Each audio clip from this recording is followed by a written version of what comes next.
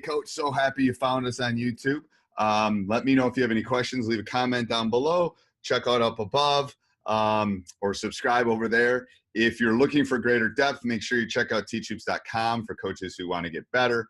14-day free trial. It is a group of coaches, every resource you'd ever want. If you're looking to see how to run the read and react, how to run a 3-2 zone, it's there for you. One-on-one calls with me, office hours, you name it, it's there.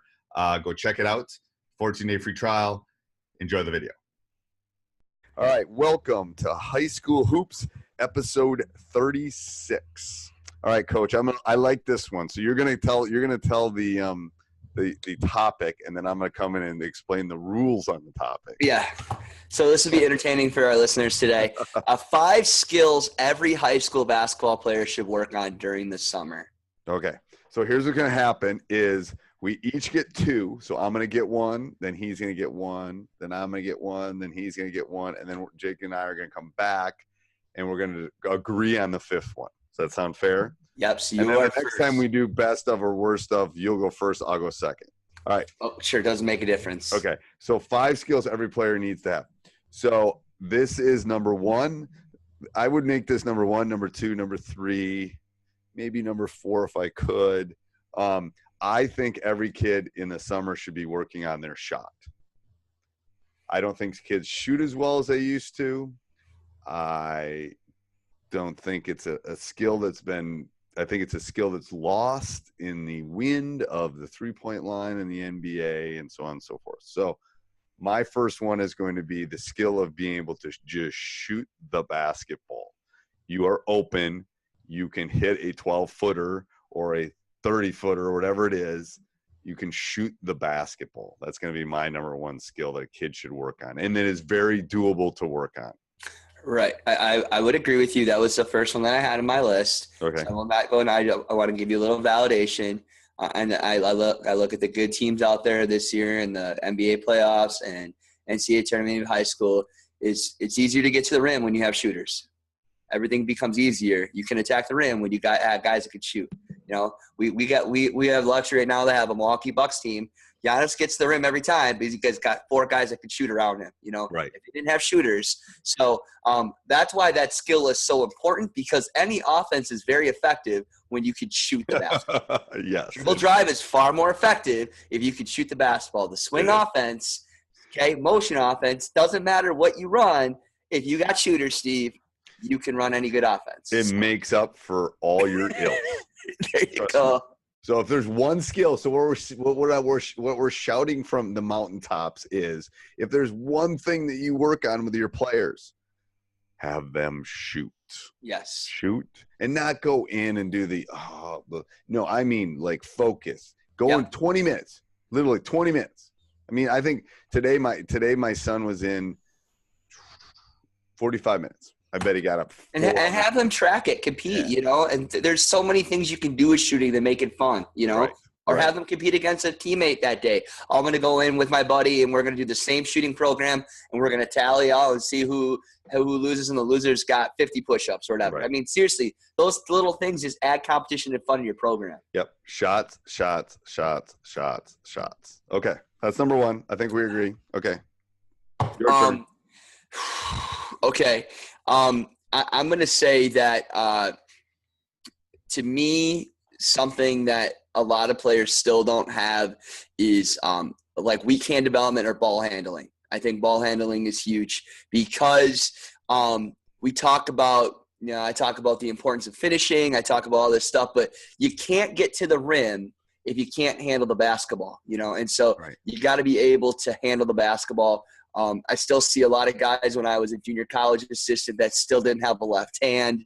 You know, they're still one directional. I'm sure even at Division I at Memorial, you see still a lot of players that are still going right hand. You watch a lot of film. Most teams go right hand. So if you're able to develop that weak hand and get better at handling the basketball, again, makes your offense better, makes your team better. Yep. Okay. I 100%. That was on mine. That's okay. So we're good so far. Ding, ding, ding. Okay. All right. My next one is strength. That was on mine too, but go ahead. That's it. Mine is strength. And, you know, this is a weakness for me. and luckily my kids have been football players and lifted, and it's like the weight room is not one of my strengths as a coach, so I have other people help me with that because it's not my strength. But the strong take from the smart, or actually that's wrong. The smart take from the strong, but you have to be strong to start with, and if you're not, you got some problems. There's a reason 12, 13-year-olds that maybe have game, those little puppies that look like they can't play at the highest level at the high school even if it's too physical. And usually it's a strength issue. It's not I can't hoop. You're just going to get bumped off your center so much that you're not going to be able to do anything. I agree. Okay. That was done. That's easy. Okay. That one's easy. So we're on number 4. Yep.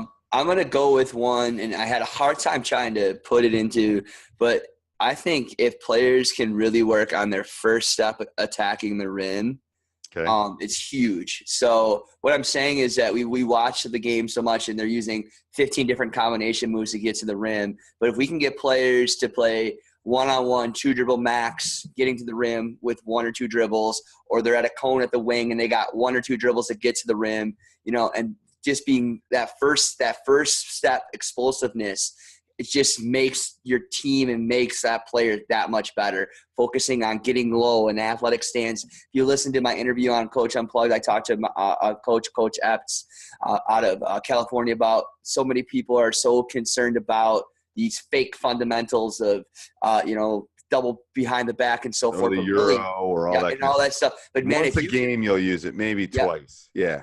You take a look and you watch some of these really good guards. It's all about that first step, and getting to the rim, right, kind of thing. And so that's something I think can really help a high school basketball player. If you have a very quick first step instead of doing all this jitter-jatter stuff, I think you can be very effective high school player. And I'm going to put this as subcategories. I don't want us to take a whole thing. I think it's what you do. I think the first step and what you do with the ball when you get it is really important. So I'm going to put that kind of as a subscript of this one because I don't think it needs its own. But, that whole peek at the rim, that whole gather yourself so that you're a threat. Consistent 3-point, and kids that I talked about in my podcast, kids are not consistently in a 3-point stance all the time. So that kind of goes again. Your first step is only effective if you're in a 3-point stance. And you're a threat. It all builds upon that. Yeah, it's a threat. And to be honest with you, when going back to number 2 with the ball handling thing, all you need to be a good high school player is a move and a counter move. Yep. That's all you need. That's it. Get a good move and get a counter. That's all you need. And be able to go left. And be able to go left with it. You got to be able to go both ways with it. Be strong with both hands and have a good move and a counter go with it. So if you got a crossover, then you got an inside out fake crossover, and you can go right or left. You're good to go. You don't need anything else than that. And it's like post play. I think about post play in regards to that. You don't need to work on 17 different post moves, and that's another discussion. But all right, so number 5. What are we going to agree? What's your thought on this? I got a couple thoughts. Okay, what's your thoughts? Because I have because the other ones I had were it's very similar to the ones that you had. I had getting to the weight room. Yep. And then I had shooting. So I did have. We had very similar of our top. We have 4. Do we have 4? The other one that I had is free throw shooting, but it's a subtopic because I don't think it is. I had free throw shooting. I also had like rebounding and passing and some other things, but I think those are harder to basically work on as a skill. So, and I also have free throws. So I think the reason free throws is the one is it's the difference maker in close games, and. Sure, you might still miss it. You can ask what's her name from Connecticut. She's a great free throw shooter. She missed those free throws in the NCAA finals. But also the kid from Virginia hit 3. But I think there's a mental part. If you shoot enough free throws, you could become a good free throw shooter. Right. There's only one closed skill. So there's open skills where you need defense and be able to react. There's only one closed skill in the game of basketball, and that is a free throw. And it's the same. I tell at my basketball camp, I said, it's the easiest shot in basketball because it never changes. You could shoot this in San Diego. You can shoot this in Bismarck, North Dakota. You can do this in Maine. You can do this in Tallahassee, Florida. And it's the exact same distance. It's the exact same height with the exact same ball. It never changes. Never changes. And I think free throw shooting fits all the other things, because if you work on all 5 of those things and you're able to get to the rim and you can shot it because you're a good shooter and you're getting fouled all the time and you can constantly make free throws because of all the other things you've done, you become a very complete player at the high school level. Yeah. So if you know what I mean? Like if you're attacking the rim, and if you can't hit free throws, well, they're going to foul you every time. Right. So it makes sense to really circumference everything else that we did, because if you're stronger. It's the Ethan Happ rule. Sorry, Ethan. Sorry. Foul you. You're not going to be able to be in the game. Nope. Sorry. You're going to be an All-American, and you're going to sit next to me because you can't hit a free throw. Yep. Yeah. So I think free throw is good. Let's leave free throw on there. All right. So little tease for next week. If this was the 5 things people need to work on, guess what next week's going to be? I'm not going to say it, but you think about it. All right. Talk to you next week, Coach. Got it. Thanks. Right. Hey, Coach, I hope you enjoyed that video. If you're looking for a mentor, me, if you're looking to become a better coach, check out teachhoops.com for coaches who want to get better.